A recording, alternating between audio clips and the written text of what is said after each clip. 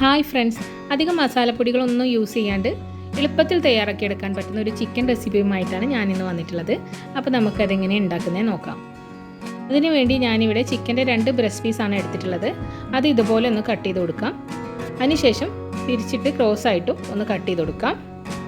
ഇപ്പോൾ 2 പീസും ഇങ്ങനെ തന്നെ ചെയ്തെടുത്തിട്ടുണ്ട്. ഇനി ഇതിലേക്ക് ഒരു 1/2 ടീസ്പൂൺ കുരുമുളക് പൊടിയും ഉപ്പും കൂടെ ചേർത്തിട്ട് ഒന്ന് തേച്ച് പിടിപ്പിച്ച് കൊടുക്കാം. തേച്ച് പിടിപ്പിച്ച ശേഷം ഒരു 15 മിനിറ്റ് നമുക്കിതൊന്ന് മാറ്റി വയ്ക്കാം. ഇനി ഒരു പാത്രത്തിലേക്ക് കുറച്ച് മൈദപ്പൊടി ഇട്ട് കൊടുത്തിട്ട് അതിലിട്ട് ഇതൊന്ന് കോട്ട് ചെയ്തെടുക്കാം. ഇനി നമുക്കൊരു പാൻ ചൂടാക്കിയെടുക്കാം.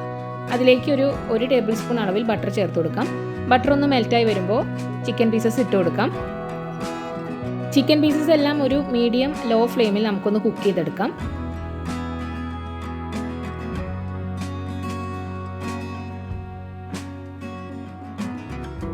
ഇപ്പോൾ ചിക്കൻ കുക്കായി വന്നിട്ടുണ്ട്. ഇനി നമുക്ക് അതിൻ്റെ സെൻറ്ററിലോട്ട് ഒരു ടേബിൾ സ്പൂൺ അളവിൽ ബട്ടർ ചേർത്ത് കൊടുക്കാം.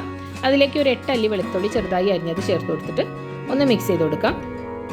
വെളുത്തുള്ളി ഒന്ന് വാടി കിട്ടിയതിന് ശേഷം നമുക്ക് അതിലോട്ട് ഒരു 1/2 ടേബിൾ സ്പൂൺ അളവിൽ സോയാ സോസ് ചേർത്ത് കൊടുക്കാം. പിന്നീട് ഒരു ടേബിൾ സ്പൂൺ അളവിൽ ടൊമാറ്റോ സോസ് കൂടി ചേർത്ത് കൊടുക്കാം. ഇനി സോസസ് എല്ലാം നമ്മൾ ചിക്കൻ്റെ മുകളിലോട്ട് ഒന്ന് സ്പ്രെഡാക്കി കൊടുക്കാം.